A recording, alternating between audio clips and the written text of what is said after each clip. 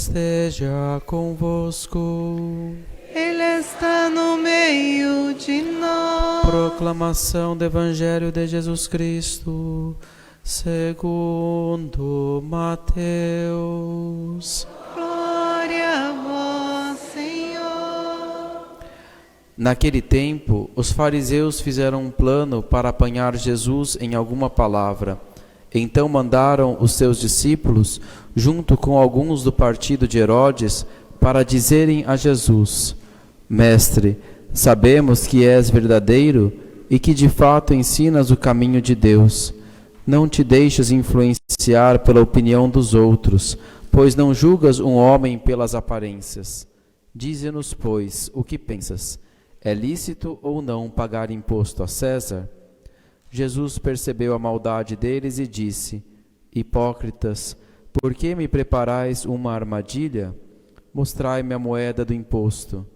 Trouxeram-lhe então a moeda. E Jesus disse: De quem é a figura e a inscrição desta moeda? Eles responderam: De César. Jesus então lhes disse: Dai, pois, a César o que é de César, e a Deus o que é de Deus. Palavra da salvação.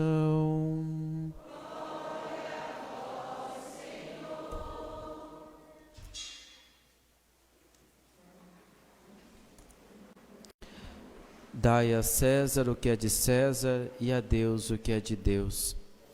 Uma palavrinha para as crianças da catequese. Hoje eu vou falar só um pouquinho da primeira leitura do profeta Isaías.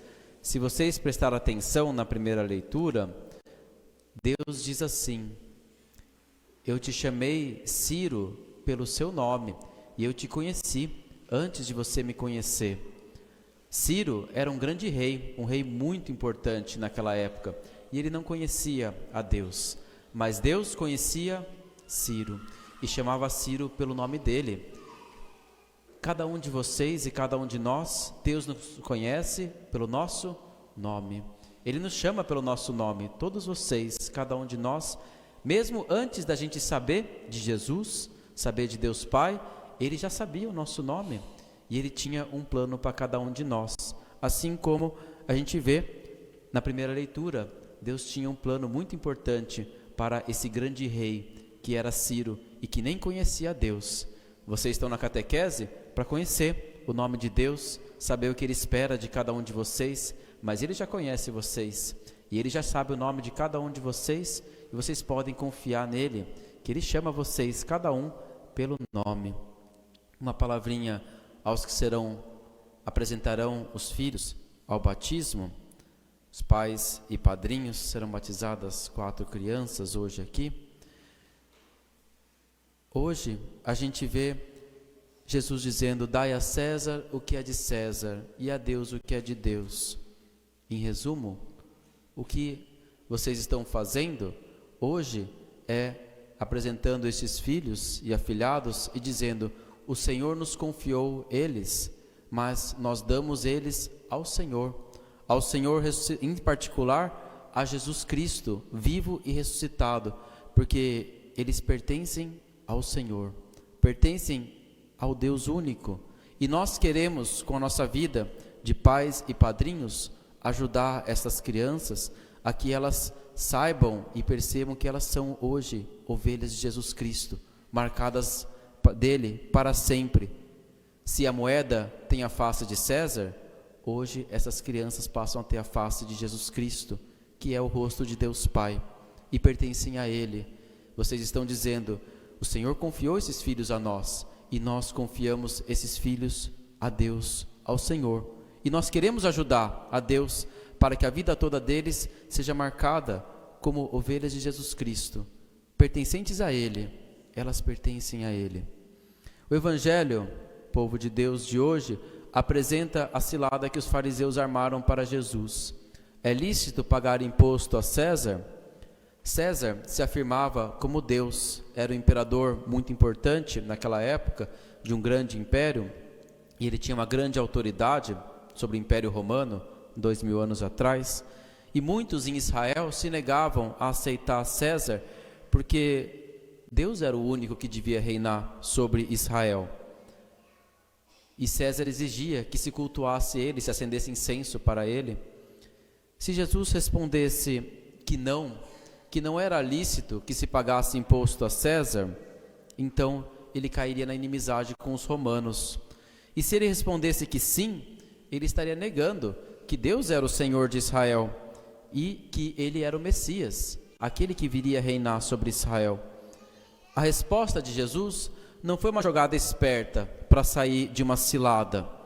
Dai a César o que é de César e a Deus o que é de Deus, significa o seguinte, que Deus sabe partilhar a autoridade dele com os governos e as autoridades aqui desta terra. E de certo modo, eles são necessários. Deus quis isso para a ordem, para a paz, para o serviço às pessoas.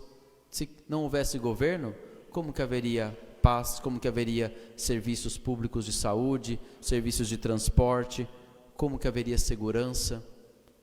Não teria como. Então Deus, de certo modo, quer e permite os governos e dá uma certa autoridade para eles.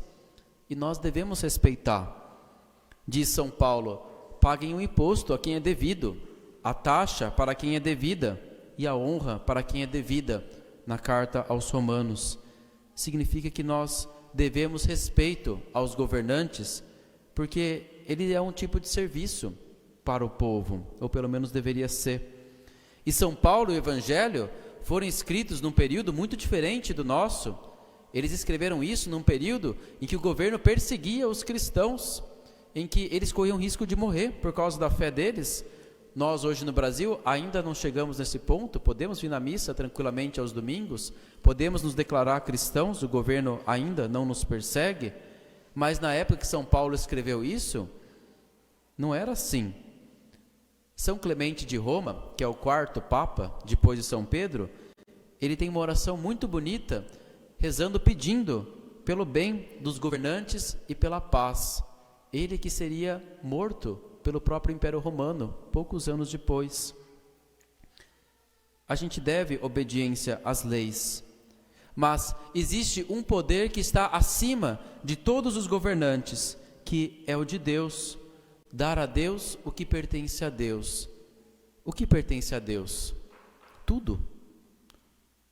As moedas têm a face de César, mas em particular, dentre todas as criaturas de Deus, tem uma que tem a face dele, que é em sua imagem e semelhança, que é o homem e a mulher.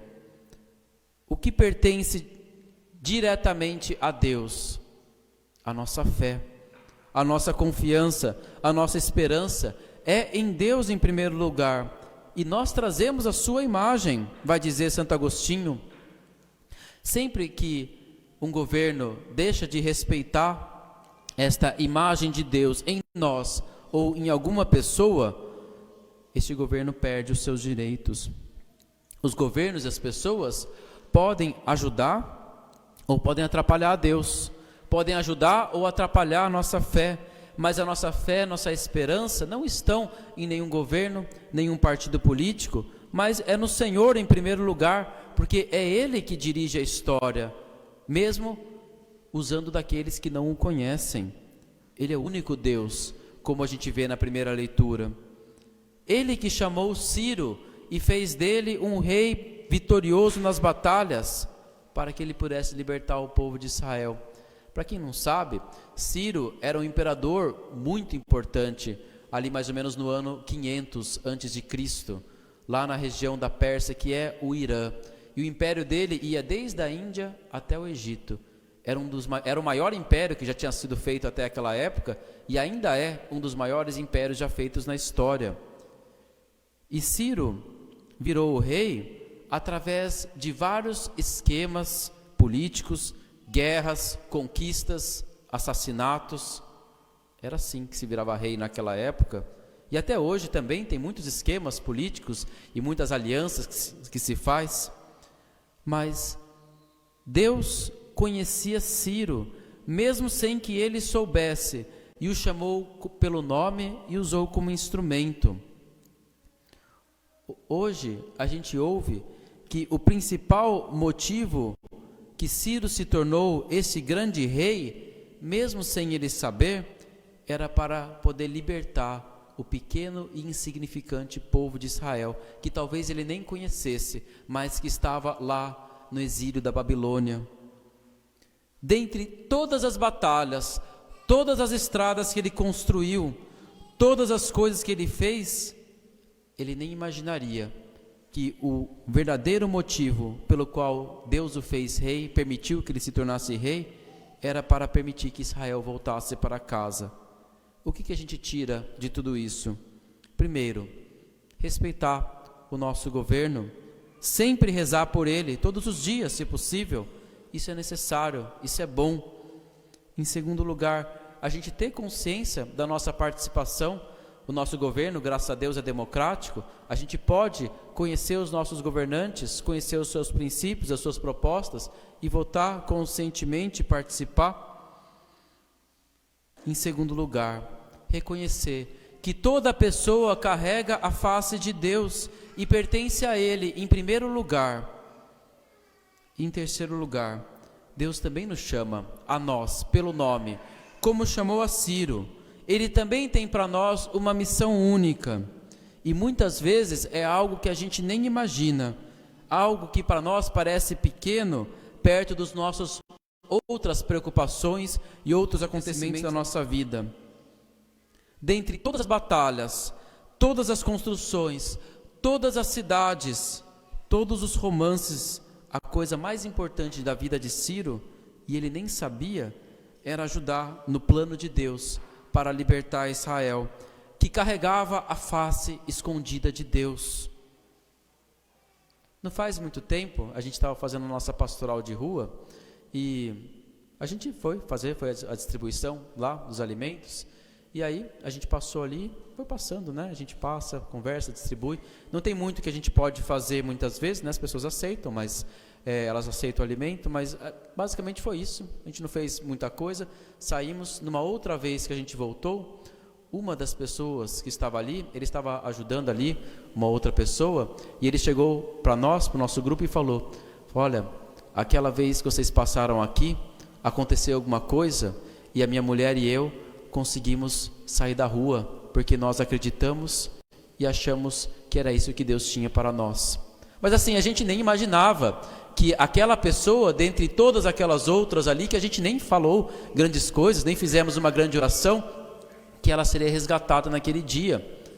Quer dizer, dentre todas as nossas preocupações naquele dia, talvez a coisa mais importante pela qual Deus nos tenha deixado vivo naquele dia, seria para resgatar aquele homem que a gente nem imaginava, que seria, dentre todos aqueles, o que sentiria no seu coração que Deus tinha o poder de tirá-lo daquela situação. Para nós também é assim. Se a gente tem a face de Deus, se pertencemos a Ele, Ele nos chama pelo nome. Talvez as coisas mais importantes são para nós pequenas e aparentemente insignificantes, mas carregam a face escondida de Deus. Viemos à missa não apenas para ouvir a palavra de Deus, que é muito importante, ouvir uma pregação, mas como diz São Paulo, na segunda leitura, principalmente para receber o Espírito Santo e o seu poder que age na nossa vida. Deixemos que o Espírito Santo imprima em nós a face de Deus e que Ele nos ajude a reconhecer a face de Deus também nos eventos e pessoas aparentemente insignificantes para nós, mas muito importantes para Deus. Amém.